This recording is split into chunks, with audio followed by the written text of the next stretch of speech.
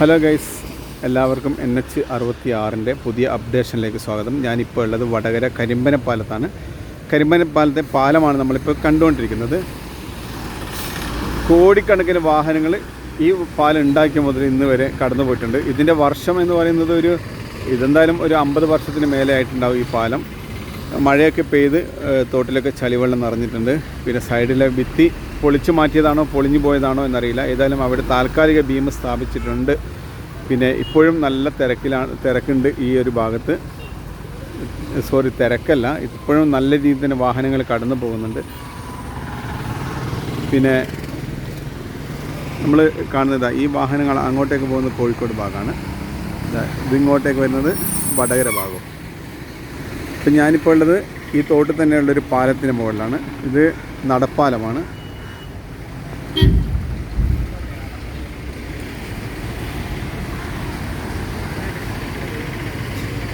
ഇതൊക്കെ ഒന്ന് നവീകരിച്ച് നല്ല ആക്കിയാൽ എന്താ പറയുക, കാണാനും അതുപോലെ തന്നെ ആസ്വദിക്കാനൊക്കെ നല്ലതല്ലേ.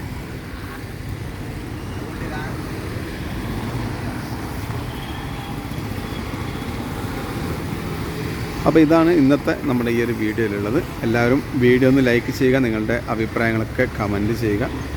ഇനി നമ്മുടെ റോഡിൻ്റെ വികസനം, അത് വലിയൊരു വികസനം തന്നെയാണ്. അത് വരുന്നതോടുകൂടി നമ്മുടെ കേരളത്തിലെ നല്ലൊരു വളർച്ച, കേരളത്തിന് ഇനിയും നല്ലൊരു വളർച്ച കൈവരിക്കാൻ സാധിക്കും.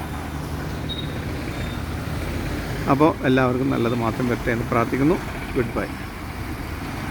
അത് വീഡിയോ നിർത്താൻ നോക്കുമ്പോഴാണ് KSRTC മലബാർ പോകുന്നുണ്ട്. അതേതായാലും അടിപൊളിയായിട്ടുണ്ട്.